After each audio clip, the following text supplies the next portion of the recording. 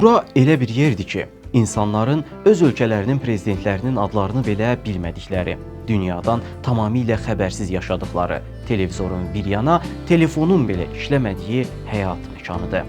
Çünki Pamir dağlarında nə televiziya siqnalı, nə də telefon şəbəkəsi çəkir. İnsanların bir çoxu internetin nə olduğunu belə bilmir. Elə isə gəlin Pamir dağlarında yaşayan Qırğız türklərinin və Tacikistan xalqının bu son dərəcə çətin həyatına daha yaxından nəzər salaq.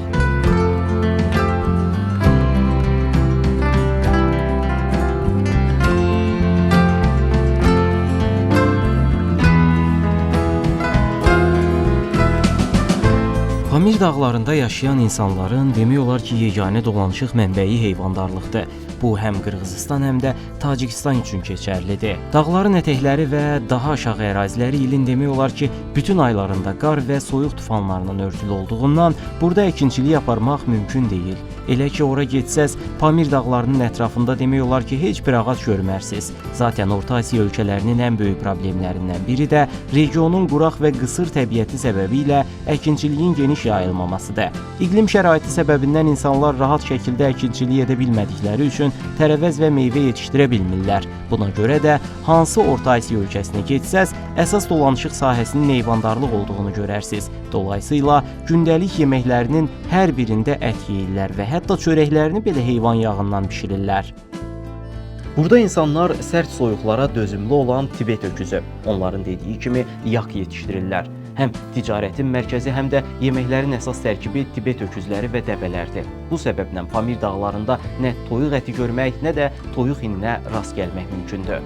Xüsusilə Pamir dağlarının Qırğızistan tərəfində heyvandarlıq daha məhsuldardır. Bölgədə ciddi şəkildə qaçaqmalçılıq hökm sürür. Tacikistanın sərhəd postları isə dağların düzənliklərində daima patrul xidməti aparır. Əgər hər hansı bir heyvan qaçaqmalçılığı hadisəsinə rast gəlsəz, həmin şəxsi həm həbsə atırlar, həm də heyvanlarına əl qoyurlar. Bu səbəbdən qaçaqmalçılıq hər nə qədər qazanc gətirsə də, bir o qədər də təhlükəlidir. Çünki bir sürü heyvanla qarlı və çətin dağ yollarında hərəkət edərkən üstünüzə qar uçqunu gələ bilər və heyvanlar ordaca həlak ola bilərlər. Bütün bu təhlükələrə baxmayaraq, Qırğızistanda qaçaqmalçılıq hələ də çox populyardır. Bu möhtəşəm dağların ətəyində dünyanın ən çətin həyatını yaşayan insanlar eyni zamanda canavarlarla da ciddi mübarizə aparırlar. Pamir dağlarının zirvələrindən insanların yaşadığı düzənliklərə enən canavarlar bu insanların heyvandarlıqla məşğul olduğunu çox yaxşı bilirlər. Gecənin qaranlığında ortaya çıxır və kəndlilərin tövlələrindəki heyvanlara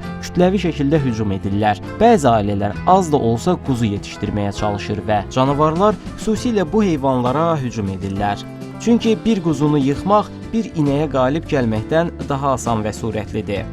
Nəticə etibarilə Pamir xalqı demək olar ki, hər bir çadırda atəşə hazır tüfənglər saxlayır. Pamir dağlarında yaşayan ailələrin uşaqları isə 5 yaşından etibarən bütün işləri öyrənməyə başlayırlar. Təbii ki, onların əksəriyyəti məktəbə getmir. Oralarda uşaq sahibi olmaq anlayışı nəsli davam etdirmək və ailənin yaşaması üçün iş yükünü azaltmaq məqsədi daşıyır. Qız uşaqları demək olar ki, bütün vaxtlarını analarına kömək etməklə keçirirlər. Xəmir yoğurub çörək bişirirlər, yundan paltar toxuyurlar, evi isidirlər və heyvanlardan süd sağırlar. Onların gündəlik həyatlarının əsasını məhz yemək hazırlamaq təşkil edir. Qızlar evlənəcək yaşa çatana qədər hər cür həyat rutini ilə yaşayırlar.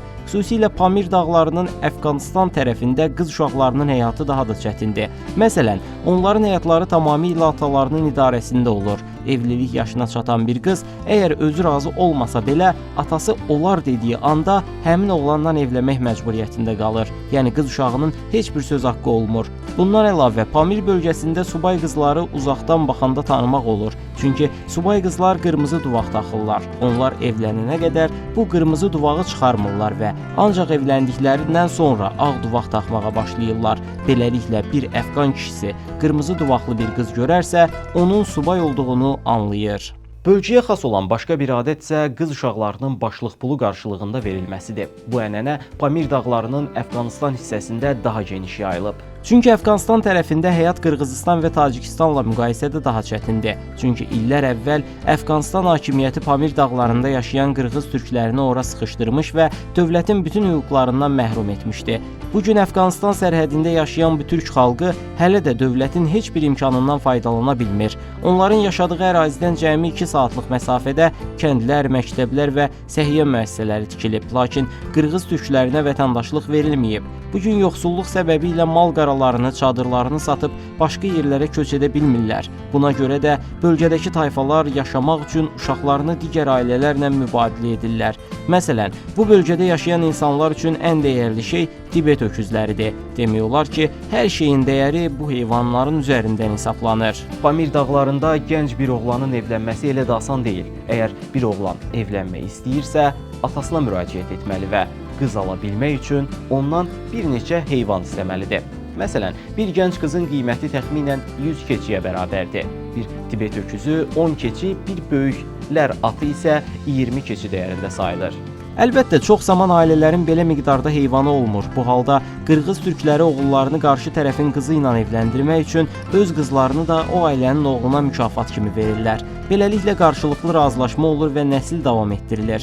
Pamir dağlarında hər cümə axşamı kənd bazarları qurulur.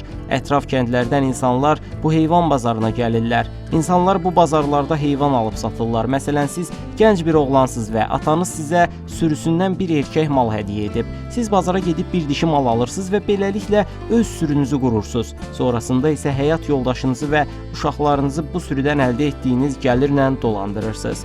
Əgər daha çox qazanmaq istəyirsinizsə, Tacikistana heyvan qaçaqmalçılığı edirsiniz və ya gecələr ailəniz çadırda yatarkən siz qurd hücumlarına qarşı növbə çəkirsiniz. Ailənizi və heyvanlarınızı qorumağa çalışırsınız. Bu coğrafiyada yaşamaq uğrunda tayfalar arasında fikir ayrılıqları və maraq toqquşmaları da baş verir. Lakin bir-biri ilə döyüşməkdənsə iki tayfa öz gənclərini evləndirərək barış əldə edirlər. Toy adətləri isə qırğız mədəniyyətinə əsasən keçirilir. Kişi tərəfi atlarla və hədiyyələrlə gəlir. Qız tərəfi isə toyda onlarla heyvan kəsərək bir ət ziyafəti təşkil edir. Toylarda rəqib tayfalar arasında at üstündə müxtəlif oyunlar keçirilir. Bu oyunlar böyük maraqla izlənir və əyləncəli səhnələrə səbəb olur. Evliliklə bağlı bir başqa məqam isə budur ki, bir çox qadın evlənəcəyi kişinin ilk dəfə toy günündə görür.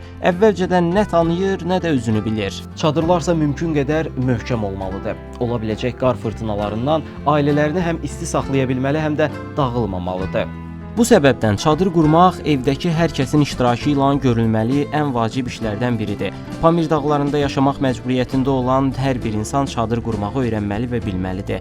Çadırların qurulmasında sərt və möhkəm taxta çubuqlar, qalın kəndirlər istifadə olunur. Əgər bir insan ömrünün çox hissəsini Pamir dağlarında yaşayıb ailəsinə xidmət etməklə keçiribsə, bir müddətdən sonra bu həyatdan əl çəkmək istədikdə ona icazə verilir. Pamir dağlarında yaşayan türk tayfaları qocalmazdan əvvəlki son gümrah dövrlərində əsasən digər türk ölkələrində yaşamağı arzulayırlar. Çünki bu dağlarda yaşayan yaşlılar çox uzun müddət sağ qala bilmirlər. Əgər xəstə bir qoca qaçmaq yerinə ailəsinin yanında qalmağı seçirsə, xəstəlikdən tək çıxış yolu qalır. Çadırlarına baş çəkən qaçaqmalçılardan bir növ maddə alıb və onu çəkirlər.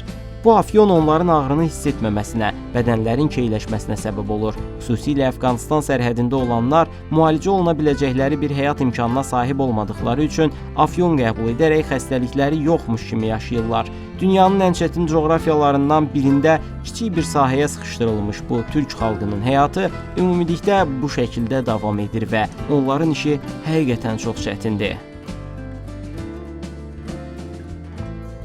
Belə, video haqqında fikirlərinizi və məndən hansı ölkələrdən danışmağımı istədiyinizi şərh bölməsində paylaşmağı unutmayın. Dünyanı birlikdə kəşf edəcəyik. Bu səbəbdən yeni videolarımı qaçırmamaq üçün kanalıma abunə olun. Növbəti videoda görüşənədək sağ olun.